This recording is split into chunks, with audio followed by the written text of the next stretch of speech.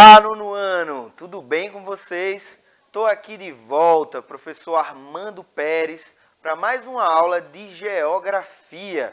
Como é que vocês estão aí? A gente está quase chegando ao final do nosso primeiro semestre, né? Como é que estão os estudos aí? Tá dando para acompanhar direitinho? Tá mais ou menos ou tá fraco? Então, vocês têm que refletir também sobre como é que está a atuação de vocês em sala de aula, como é que está aí, né, a frequência dos estudos, das leituras. Né? Então, é importante a gente também se avaliar.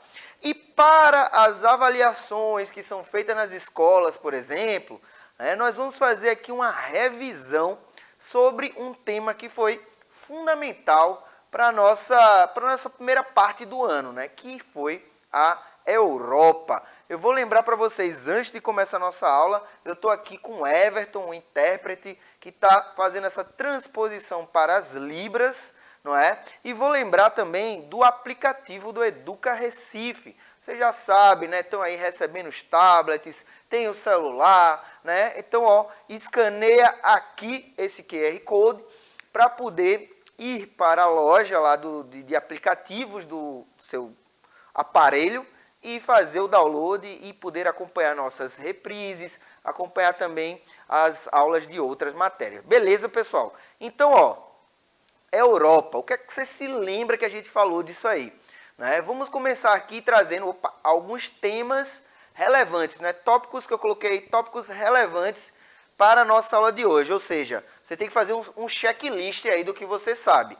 Será que você entende bem os aspectos naturais da Europa, o relevo, o clima, a vegetação, os aspectos demográficos, né, que tem a ver com a população, o crescimento vegetativo, né, a taxa de natalidade, qual é a implicação disso para a sociedade europeia? Então você tem que estar ligadinho e ligadinha nisso aí também. Nós temos também a organização econômica da Europa. Lembra aí que quando a gente estudou, nós vimos que a Europa ela tem um destaque especial do ponto de vista econômico, né? Eles formam um grupo econômico, um bloco econômico, né, que foi pioneiro nesse tipo de acordo entre os países. E aí, você sabe qual é o nome? Você sabe qual é a moeda que esse bloco usa? Então, veja, são alguns tópicos importantes para vocês dizerem que estão entendendo desse assunto, beleza? Se não está entendendo, vamos ficar aqui comigo que a gente vai repassar tudinho nessa revisão. Foi feita especialmente para vocês, beleza? Ó, aqui, ó, chegando aqui o nosso primeiro detalhe, né, que são, né, a superfície do relevo europeu. Então, nós vimos que existe esse número 1 aí, ó, essa grande planície, né, essa área aí que tem bastantes rios, ou seja, é uma planície que tem uma forte presença da hidrografia, né? As planícies elas estão relacionadas a isso, né? E nós vimos aí os outros destaques que são, por exemplo, né, os dobramentos modernos, né?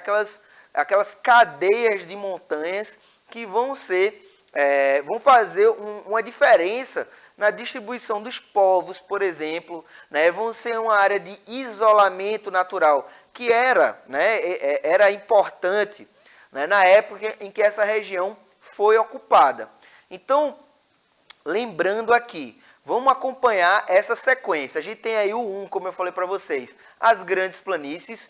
O 2, aí, o número 2, nós temos os Alpes, né? Que são os Alpes suíços, né? Pega aí o norte da Itália, pega uma região também da Alemanha. Então, é um relevo bastante importante como um divisor de águas, por exemplo, né? Porque muitos rios vão surgir do degelo. Né?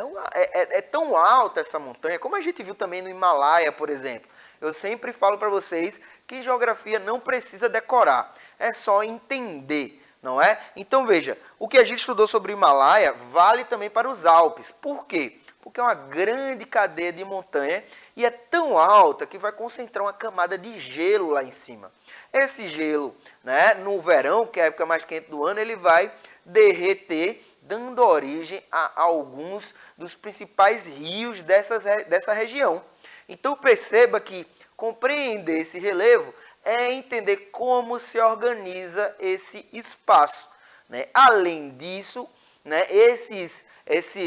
essas feições de relevo, né, essas formas de relevo, vão influenciar também na distribuição de massas de ar, ou seja, na distribuição climática, tá? Então vamos para o número 3 aí. O número 3 são os Pirineus. Aí tá nessa parte aí mais à esquerda do mapa, né? Você vai ver aí, são esses Pirineus, esses montes Pirineus, que dividem a França da Espanha. É nessa região que está o País Basco, por exemplo. Que, lembrando do País Basco, a gente vai falar disso mais para frente aí, já dando um spoiler do que a gente vai falar, é uma área de separatismo, ou seja, é uma região que quer autonomia do país onde ele está. Né? A gente tem também nessa região aí do norte, né, a região da Galícia, que está mais aí para o lado português. Beleza, pessoal? Então, vamos continuar. O número 4, né, é os Carpatos aí, ó, Carpatos.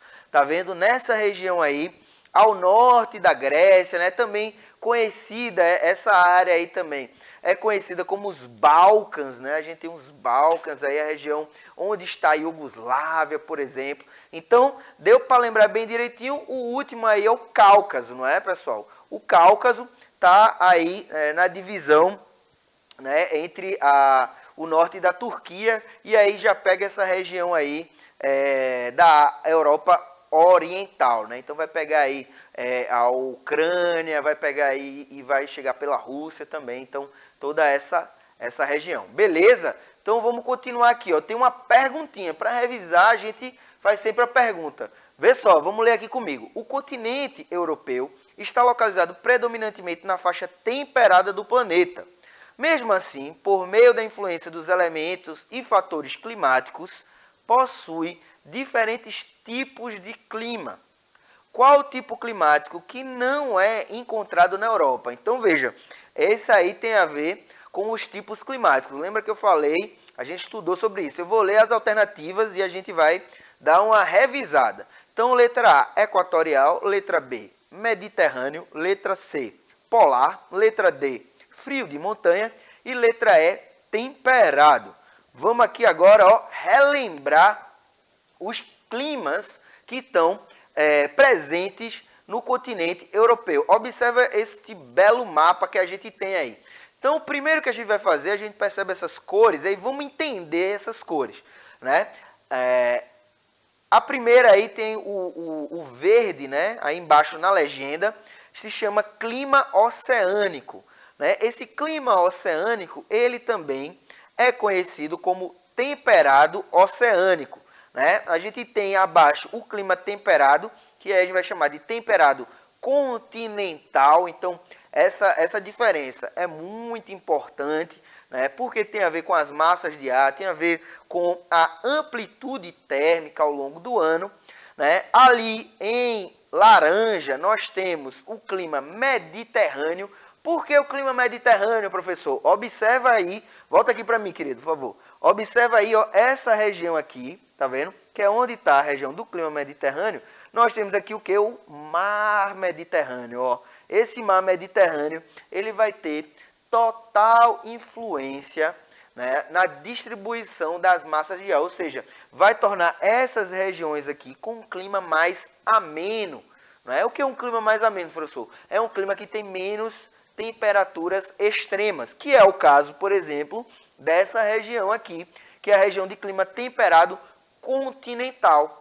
Então, estando distante do oceano, os países, né, as cidades que estão aí perto, vão receber menos massas de ar, consequentemente, vão ter uma amplitude térmica maior. Os dois outros climas são os climas mais frios dessa região, que é justamente o clima de altas montanhas, né, que vai estar ali naquela região de relevo mais elevado. Foi por isso que eu destaquei elas para vocês, né? Vai estar nessa região de relevo mais elevado, então clima de alta montanha você já associa aqueles lugares que a gente viu, né? E o outro, o clima polar, que está lá na zona climática polar, ou seja, no extremo norte, aqui, ó. nessa região aqui do extremo norte da Europa. Tranquilo? E aí, será que dá para responder já mentalmente essa pergunta? Aguarda aí um pouquinho que a gente vai chegar nela. Ó, com relação à vegetação, a gente vai ter, né, algo bem próximo. Por quê, minha gente? Porque o clima, ele determina a vegetação dos lugares. Porque observa, vê aqui esse mapa e vamos seguir aqui a legenda, tá bom? Então nós temos aqui, ó, a vegetação mediterrânea, vamos de sul para norte, tá? Vamos seguir nesse sentido aqui. Nós temos a vegetação mediterrânea, que coincide com o clima mediterrâneo, que está aqui, ó, nos países que são banhados pelo quê? Pelo mar Mediterrâneo. Não precisa decoreba, né? É só entender, é só lembrar que existe esse mar Mediterrâneo aí, né? Então, vai banhar a Itália, vai banhar aí essas ilhas aqui, como a Sicília, por exemplo, né? Vai banhar a Espanha, tá? Então, é onde vai estar presente essa vegetação mediterrânea. Nós temos regiões desérticas também aqui, ó. Essas regiões desérticas, minha gente, estão relacionadas às montanhas. Então, a montanha ela vai impedir a umidade de passar e vai criar ali uma área, né, mais seca, né, uma área de clima mais seco com uma vegetação desértica, né? Relacionados às vegetações desérticas, nós temos as estepes, que é assim, fazendo a comparação, lembra a nossa caatinga, né? Lembra a nossa caatinga, as estepes, né, bem próxima do deserto. Ok? E a maior área, né, essa região toda vai estar com o quê? Com uma vegetação de floresta temperada. A gente viu que é a região de clima temperado, então pode falar sem medo que a vegetação que tem maior área de abrangência na Europa é a vegetação temperada. Beleza? Vamos continuar nessa direção aqui, ó. A gente tem, né, ali no extremo norte, aqui já pegando a Rússia ocidental, né? A Rússia ela é dividida entre Ásia e entre Europa, né? A Rússia é o maior país do mundo, então está dividida entre Ásia e Europa, tá? Então nessa região da Rússia, ali também na península da Escandinávia, onde a gente tem a Suécia, né, onde a gente tem a Noruega, nessa região aqui, ó, quem gosta aí que a Copa está chegando, então é bom saber onde está cada país desse, né? Então a gente tem um tipo de vegetação que também é encontrado lá nos Estados Unidos, é encontrado no Canadá, que é a vegetação de taiga. E aí eu vou dizer para você não esquecer jamais, a vegetação de taiga são as florestas coníferas. E qual é a árvore que simboliza essas florestas coníferas? É justamente aquela árvore de Natal, minha aluna. Por quê? Porque a árvore de Natal ela não é natural daqui do Brasil. Você não encontra naturalmente, né, uma floresta daquelas coníferas. Tá? A gente tem uma vegetação parecida, que é a vegetação de araucária, lá no sul do Brasil, tá? Que tem um clima mais temperado, né? Tem um clima subtropical. Beleza? Então não esquece jamais, essa vegetação aqui do norte vai ser a conífera. E depois a gente tem a vegetação de montanha, né? Que também tem aqui embaixo, nas regiões montanhosas, que eu falei para vocês, né? E o último onde o clima é polar, a gente vai ter a tundra. Tundra, tá? Tundra é justamente aquela vegetação que é uma área que não vai receber muito sol, em que o clima é muito frio. Então, por causa disso, a gente vai ter uma vegetação muito pobre, né? Apenas com plantas rasteiras, né? Que, por incrível que pareça, passa a maior parte do ano congelada, né? Desaparece, beleza? Então, ó, isso foi uma revisão bem completa, tá? E aí voltamos aqui para nossa pergunta. Eita, passou rápido demais. Aqui, ó, a resposta da nossa pergunta era a letra A. Tenho certeza que vocês acertaram aí, né? Porque equatorial, minha gente, é um clima que está na linha do Equador. E a Europa está na zona temperada e também um pedacinho na zona polar. Beleza, pessoal? Espero que todo mundo tenha conseguido acertar essa daí. Passando para o nosso próximo tópico, nós vamos falar de densidade demográfica. Ó, esse mapa ele é bem detalhado, tá bem bonitinho para vocês. E a gente consegue perceber o quê? Primeiro, vamos ver esses dados aí. Essa questão da ocupação a gente já detalhou na nossa aula, tá? Que começou há muito tempo atrás. A população atual da Europa é de 746 milhões de habitantes, tem uma densidade demográfica de 68 habitantes por quilômetro quadrado e uma expectativa de vida de 81 anos. Então, observa nesse mapa aqui, ó, a gente tem uma área aqui no meio, nessa região aqui no meio, que a gente tem uma tendência a uma cor mais arroxeada, mais avermelhada, né? Isso quer dizer o quê, professor? Isso quer dizer que são áreas que vão se concentrar mais pessoas.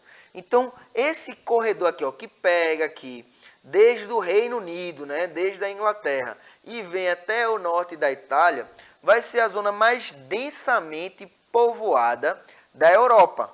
Ok? Deu para entender isso? E aí, se é densamente povoada, quer dizer o quê, meu aluno, minha aluna? Quer dizer que é onde estão as principais cidades, quer dizer que é onde a gente tem atividade econômica bastante dinâmica, né, que chama as pessoas, é onde a gente vai ter um nível de vida elevado, porque isso vai atrair também as pessoas para essa região, beleza? Então, observe aí que a gente ainda vai voltar para esse mapinha. Olha ele aqui. Então, mas aqui a gente tem um outro detalhe, que é a atividade econômica. Então, comparando esses dois mapas, né, eu vou trocar, depois eu volto, vê.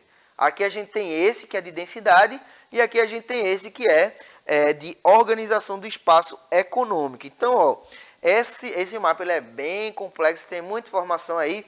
A gente vai se ater justamente a essa área central que eu trouxe aqui para vocês, né?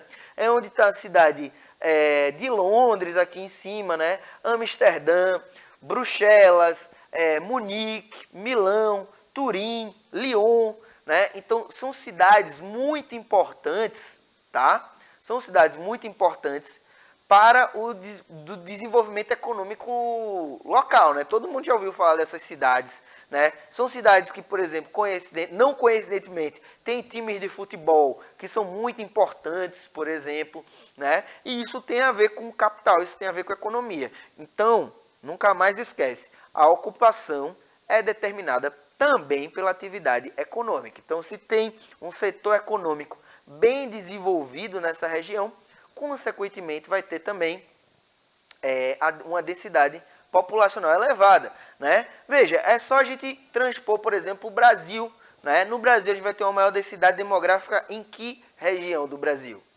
Escutei vocês falando aí, né? A região sudeste. Por quê? Porque durante o processo de desenvolvimento histórico-econômico do Brasil, essa região recebeu uma industrialização, né, primeiro. Então, o que é que acontece? Isso gerou ali um adensamento populacional.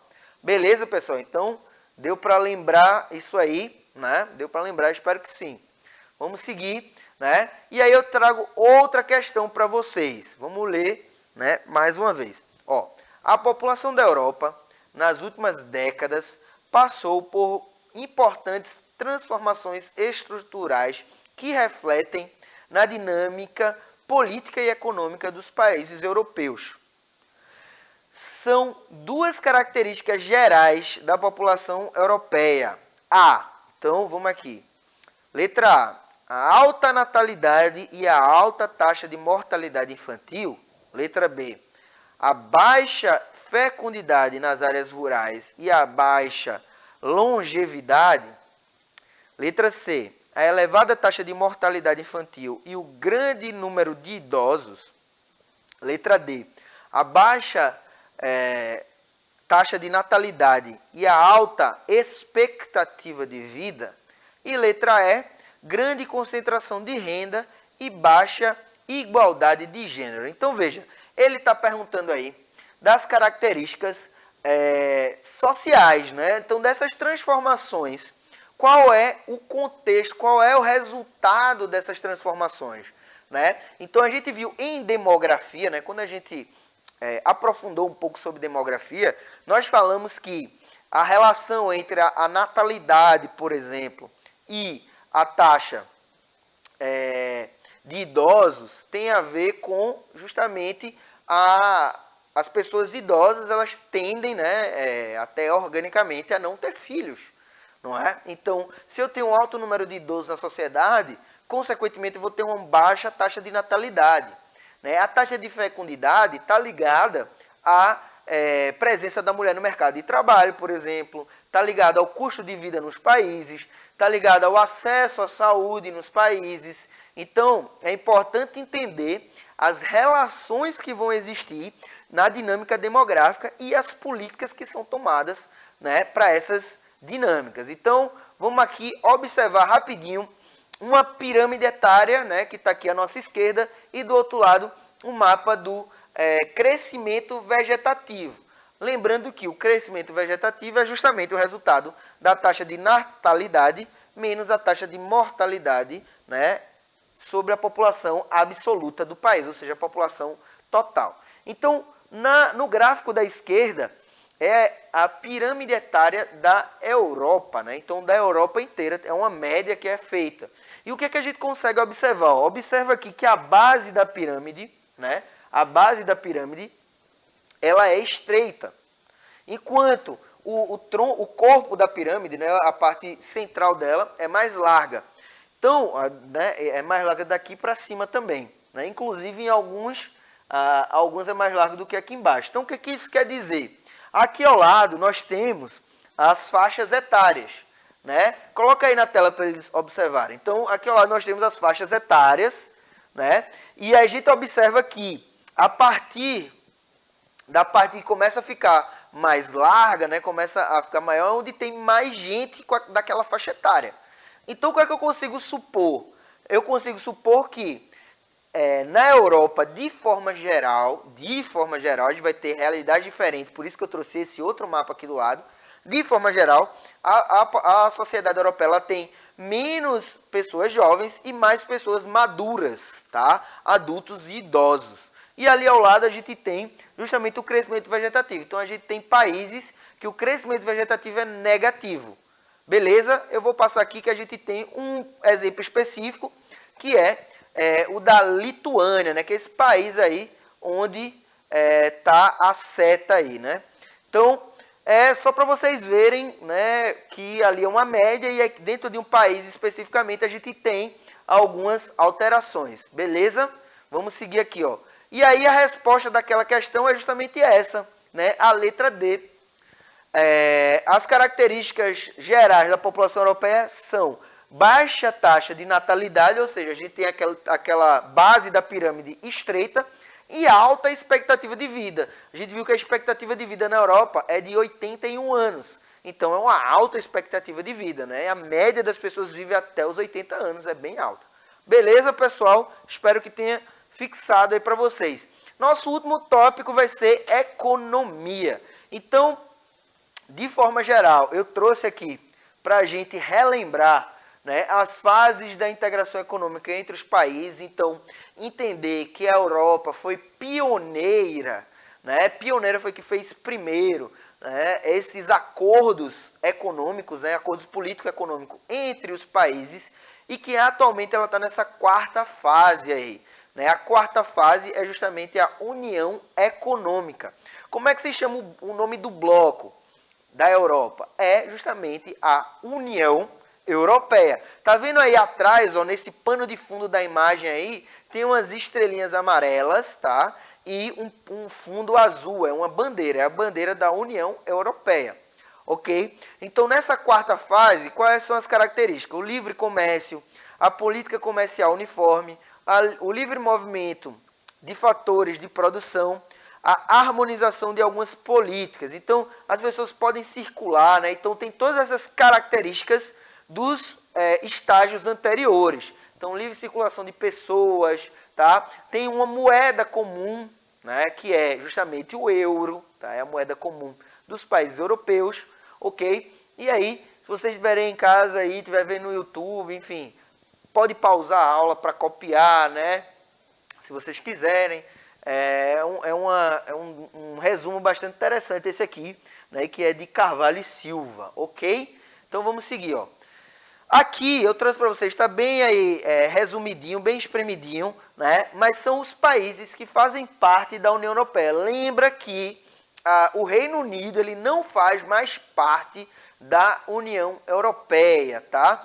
E a União Europeia ela vai ser composta atualmente por 27 países. Então, observa, nós temos aqui, né, o nome está em ordem alfabética, né, não está pela maior economia, mas a gente vai ter economias que vão ser pilares para a União Europeia. São a Alemanha, os Países Baixos, a França e o outro é justamente, cadê Países Baixos, França, Alemanha e... falta um.